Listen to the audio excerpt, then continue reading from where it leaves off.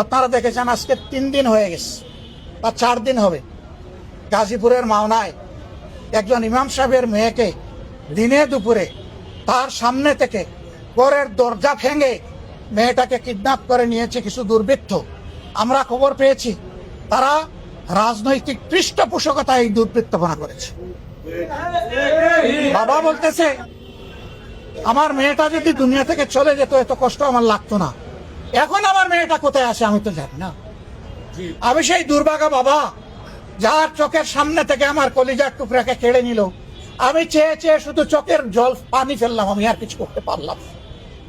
ও বাবা, জাতি হিসাবে আমরা তোমার কাছে লজ্জিত, তুমি আমাদেরকে ক্ষমা করো। সরকারকে বলবো প্রধানমন্ত্রীর হস্তক্ষেপে সচিবালয়ের একজন কর্মকর্তা কর্মচারীর এক ছেলেকে এরকম অপহরণ করা হয়েছিল, ওনার হস্তক্ষেপে 24 ঘন্টার মধ্যে মা বাপ তাকে ফিরে পেয়েছে। আমি বলবো আপনার প্রশাসন ব্যর্থ হয়েছে, এখন আপনি হস্তক্ষেপ করে এই নিরীহ নিষ্পাপ মেয়েটাকে তার বাবা এবং মায়ের বুকে ফিরে এসে। এবং আপনারও একটা মেয়ে আছে, অন্তত আপনার মেয়েটার মুখের দিকে তাকাইয়ে ওই মেয়েটাকে তার মা বাপের কাছে ফেরে। আর যাতে কোনো দুর্বৃত্ত বাংলাদেশে এটা করতে না পারে, এই জন্য ওই দুর্বৃত্তদেরকে আইনের আওতায় এনে কঠোর শাস্তি দেন।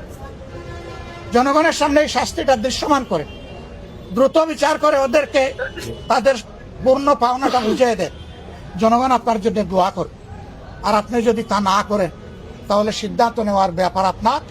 যে দেশের সরকার একটা অবুঝ নিরাপত্তা দিতে পারে না, সেই সরকারের দেশ চালানোর নৈতিক অধিকার কতটুকু সেটা আপনারাই বিচার করবেন, আপনাদের উপর ছেড়ে।